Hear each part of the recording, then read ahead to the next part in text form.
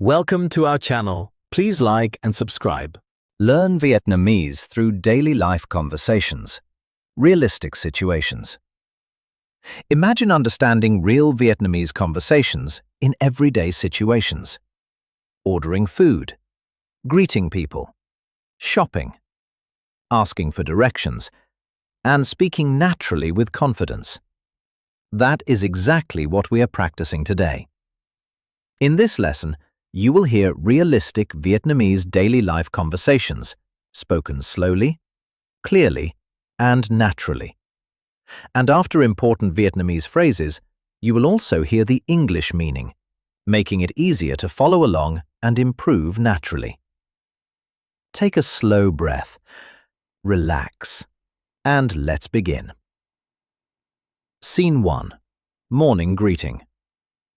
Person 1. Chào buổi sáng, which in English means good morning. Person 2. Chào buổi sáng, meaning good morning. Person 1. Bạn khỏe không? Meaning how are you? Person 2. Tôi khỏe, meaning I am fine. Person 1. Hôm nay bạn sẽ làm gì? Meaning, what will you do today? Person 2. Tôi sẽ đi làm, rồi đi đến cửa hàng.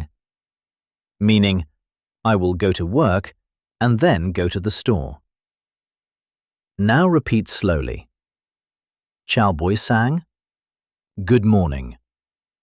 Bạn khỏe không? How are you? Tôi sẽ đi làm. I will go to work. Excellent. Scene 2. Buying coffee. Customer. Xin lỗi, meaning excuse me. Tôi muốn một ly cà phê, meaning I would like a coffee. Worker. Bạn có muốn đường không? Meaning, do you want sugar? Customer. Có một ít thôi. Meaning, yes, just a little. Worker. Của bạn đây. Meaning, here you are. Customer. Cảm ơn rất nhiều. Meaning, thank you very much. Now repeat. Tôi muốn một ly cà phê. I would like a coffee. Một ít thôi. Just a little. Cảm ơn rất nhiều. Thank you very much. Very good. Scene 3. Asking for directions. Traveller. Xin lỗi, meaning excuse me. Ga tàu ở đâu? Meaning where is the train station? Local person. Đi thẳng, rồi rẽ trái. Meaning go straight, then turn left. Traveller. Có xa không? Meaning, is it far? Local person. Không, rất gần. Meaning, no, it is very close. Traveller. Cảm ơn vì sự giúp đỡ. Meaning, thank you for your help. Now repeat slowly. Ga tàu ở đâu? Where is the train station? Đi thẳng. Go straight. Cảm ơn vì sự giúp đỡ. Thank you for your help. Excellent. Scene 4. Shopping. Customer. Cái này bao nhiêu tiền? Meaning, how much is this? Shop worker. $20. Meaning, $20. Customer. Hơi đắt một chút. Meaning, this is a little expensive. Shop worker. Tôi có thể giảm giá. Meaning, I can lower the price. Customer. Được, tôi sẽ mua. Meaning, okay, I will buy it. Now repeat. Cái này bao nhiêu tiền? How much is this? Hơi đắt một chút. This is a little expensive. Tôi sẽ mua. I will buy it. Very good. Scene 5. At a restaurant. Server. Xin chào. Bạn muốn gọi món gì? Meaning, hello. What would you like to order? Customer. Tôi muốn thịt gà và cơm. Meaning, I would like chicken and rice. Server. Bạn có muốn uống gì không? Meaning, would you like something to drink? Customer. Có. Cho tôi nước. Meaning, yes. Water please. Server. Được. Món ăn sẽ sẵn sàng sớm. Meaning, okay. The food will be ready soon.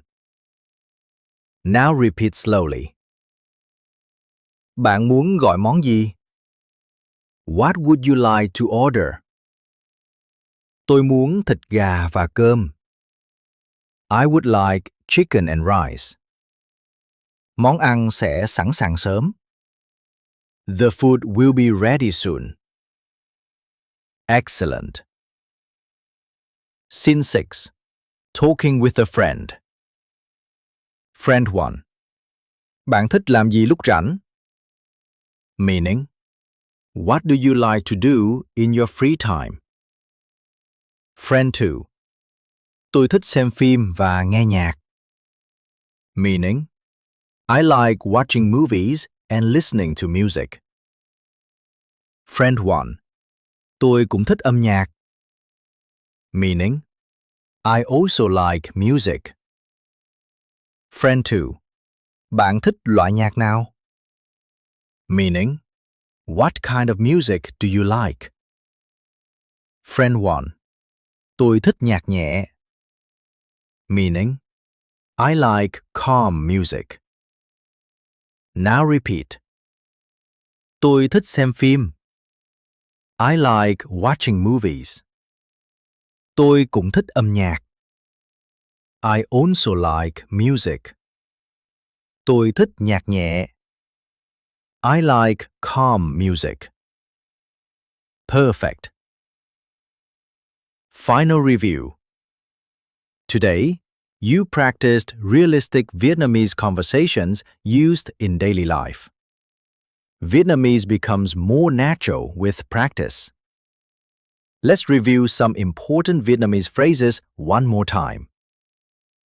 Bạn khỏe không? How are you? Tôi muốn một ly cà phê. I would like a coffee. Ga tàu ở đâu? Where is the train station? Cái này bao nhiêu tiền? How much is this? Tôi muốn thịt gà và cơm. I would like chicken and rice. Keep listening and repeating, because your Vietnamese confidence will grow stronger every day. And now, let's continue practicing together. Bonus practice round. Person 1. Bạn học tiếng Việt mỗi ngày à? Meaning, do you study Vietnamese every day? Person 2. Đúng vậy. Tôi học tiếng Việt mỗi ngày. Meaning, yes, I study Vietnamese every day. Person 1. Thật tuyệt vời. Meaning, that is wonderful. Person 2. Cảm ơn. Tôi muốn nói tiếng Việt lưu loát. Meaning, thank you. I want to speak Vietnamese fluently. Now repeat slowly.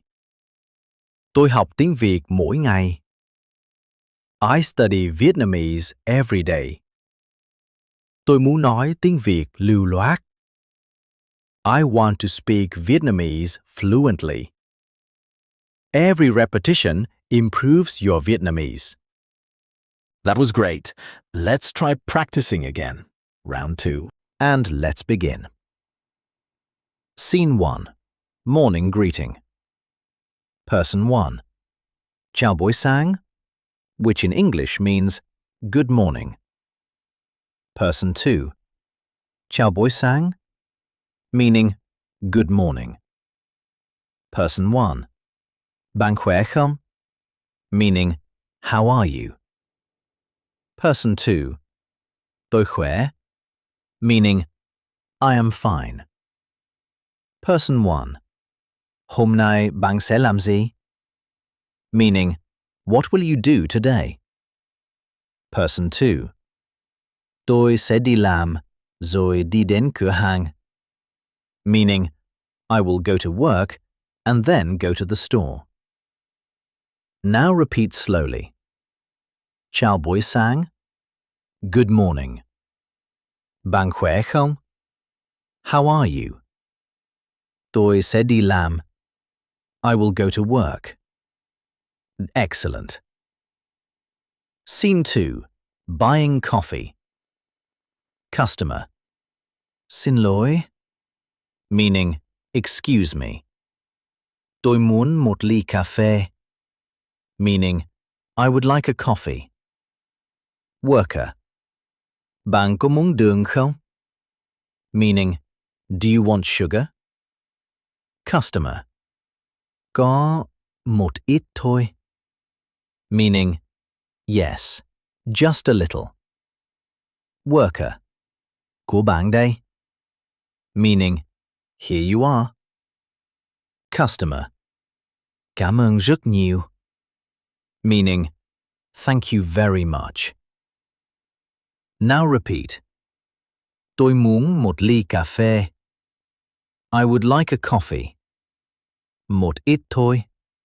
Just a little. Cảm ơn rất nhiều. Thank you very much. Very good. Scene 3. Asking for directions. Traveler. Xin lỗi. Meaning, excuse me. Ga tàu ở đâu? Meaning, where is the train station? Local person. Đi thẳng, rồi rẽ trái. Meaning, go straight, then turn left. Traveler. Có xa không? Meaning, is it far? Local person. Không, rất gần. Meaning, no, it is very close. Traveler. Cảm ơn vì sự giúp đỡ. Meaning, thank you for your help. Now repeat slowly. Ga tàu ở đâu? Where is the train station? Đi thẳng. Go straight. Cảm ơn vì sự giúp đỡ. Thank you for your help. Excellent. Scene 4. Shopping. Customer. Cái này bao nhiêu tiền? Meaning, how much is this? Shop worker. $20. Meaning, $20. Customer. Hơi đắt một chút. Meaning, this is a little expensive. Shop worker. Tôi có thể giảm giá. Meaning, I can lower the price. Customer. Được, tôi sẽ mua. Meaning, okay, I will buy it. Now repeat. Cái này bao nhiêu tiền? How much is this? Hơi đắt một chút. This is a little expensive. Tôi sẽ mua. I will buy it. Very good. Scene 5. At a restaurant. Server. Xin chào. Bạn muốn gọi món gì? Meaning, hello. What would you like to order? Customer. Tôi muốn thịt gà và cơm. Meaning, I would like chicken and rice. Server. Bạn có muốn uống gì không? Meaning, would you like something to drink? Customer. Có. Cho tôi nước. Meaning, Yes. Water please. Server. Được. Món ăn sẽ sẵn sàng sớm. Meaning, okay, the food will be ready soon. Now repeat slowly. Bạn muốn gọi món gì? What would you like to order? Tôi muốn thịt gà và cơm. I would like chicken and rice. Món ăn sẽ sẵn sàng sớm. The food will be ready soon. Excellent. Scene 6. Talking with a friend. Friend 1. Bạn thích làm gì lúc rảnh? Meaning, what do you like to do in your free time? Friend 2. Tôi thích xem phim và nghe nhạc. Meaning, I like watching movies and listening to music. Friend 1. Tôi cũng thích âm nhạc. Meaning, I also like music.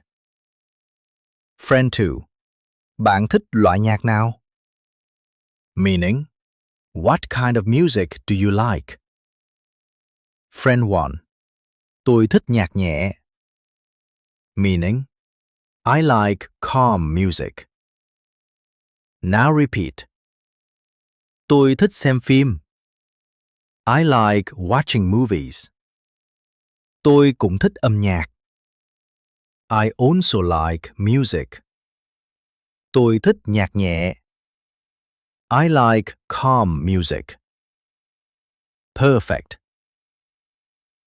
Final review. Today, you practiced realistic Vietnamese conversations used in daily life. Vietnamese becomes more natural with practice. Let's review some important Vietnamese phrases one more time. Bạn khỏe không? How are you?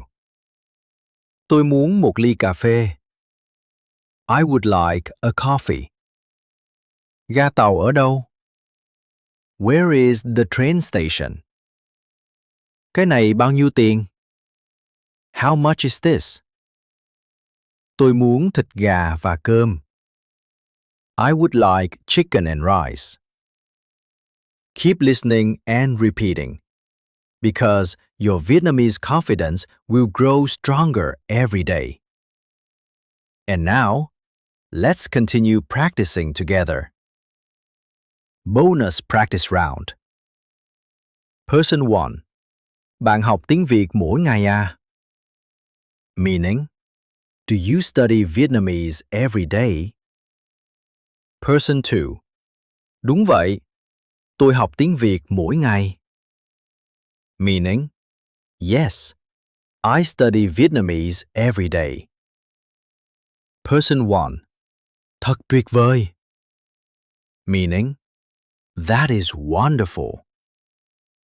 Person 2. Cảm ơn. Tôi muốn nói tiếng Việt lưu loát. Meaning, thank you. I want to speak Vietnamese fluently. Now repeat slowly. Tôi học tiếng Việt mỗi ngày. I study Vietnamese every day. Tôi muốn nói tiếng Việt lưu loát. I want to speak Vietnamese fluently. Every repetition improves your Vietnamese. That was excellent. Please like and subscribe for daily lessons. See you next time.